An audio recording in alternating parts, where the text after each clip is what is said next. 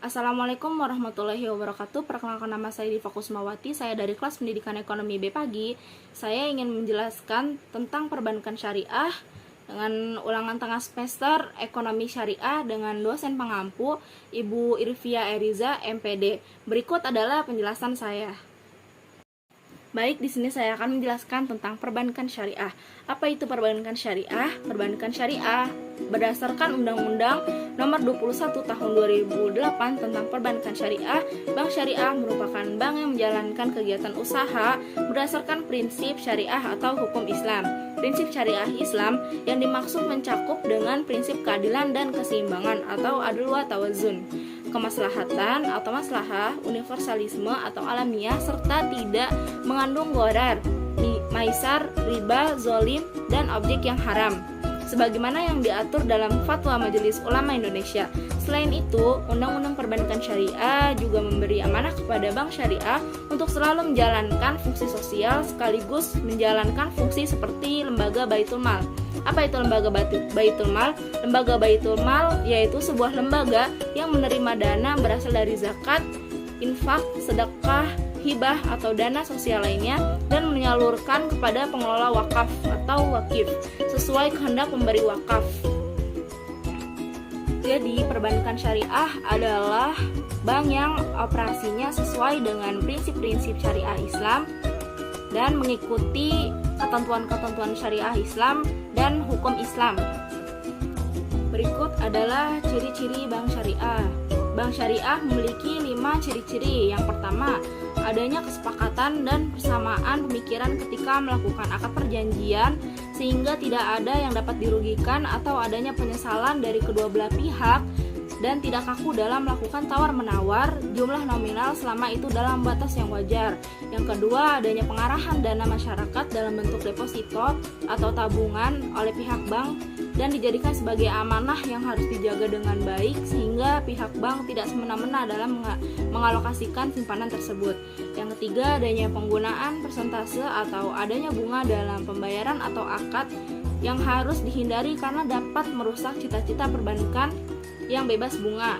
Yang keempat, tidak melakukan kontrak pembiayaan dengan menetapkan perhitungan berdasarkan keuntungan pasti yang ditetapkan di muka, sehingga ketika peminjam berada dalam masa sulit, dirinya tidak berada dalam hubungan perzoliman. Dan yang terakhir, terdapat Dewan Syariah yang bertugas sebagai jembatan dan pengawasan dari perspektif syariat Islam. Ya, itu adalah ciri-ciri perbankan syariah. Produk bank syariah dibagi menjadi 3 kelompok. Yang pertama, penyaluran dana, yang kedua, penghimpunan dana, dan yang terakhir adalah jasa. Baik, yang pertama adalah produk penyaluran dana. Produk penyaluran dana sesuai prinsip syariah. Penyaluran dana dilakukan dalam 3 kelompok utama. Yang pertama ada prinsip jual beli yang terdiri dari murahabah, salam, dan istimsar. Yang kedua ada bagi hasil yang terdiri dari mudharabah dan musyarakah. Dan yang ketiga ada ujroh yaitu upah yang terdiri dari ijarah mutahiyah bitamilik dan ijarah berlanjut.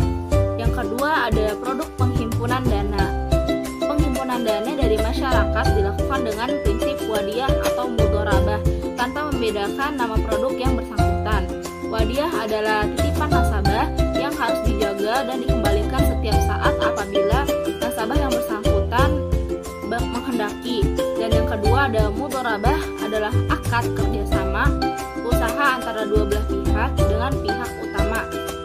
Yang pertama ada pihak dana menyediakan seluruh dana, sedangkan pihak kedua ada pengelola dana bertindak sebagai pengelola dan keuntungan usaha dibagi di antara mereka sesuai kesepakatan, sedangkan kerugian hanya ditanggung oleh pengelola dana. Yang ketiga ada produk jasa. Produk jasa bank syariah menerapkan prinsip-prinsip syariah antara lain yang pertama wakalah, yaitu akad pemberian kuasa dari wakil kepada wakil untuk melakukan perbuatan hukum tertentu. Yang kedua ada kafalah, yaitu perjanjian akad yang berisi pihak penjamin berjanji memberikan jaminan kepada pihak yang dijamin untuk memenuhi kewajiban pihak yang dijamin dengan pihak lain. Yang ketiga ada sarf, yaitu transaksi jual beli suatu valuta dengan valuta lainnya. Transaksi jual beli atau pertukaran mata uang dapat dilakukan baik dengan mata uang yang sejenis maupun tidak sejenis. Yang keempat adalah hawalah, yaitu pengalihan utang dari satu pihak kepada pihak lain. Dan yang terakhir adalah ran, yaitu penahanan terhadap suatu barang dengan hak sehingga bisa dijadikan sebagai pembayaran dari barang tersebut. Berikut ada 4 perbedaan bank syariah dengan bank konvensional. Yang pertama, bank syariah menggunakan prinsip bebas nilai, sementara bank syariah berinvestasi pada usaha yang halal. Yang kedua, bank konvensional menggunakan sistem bunga.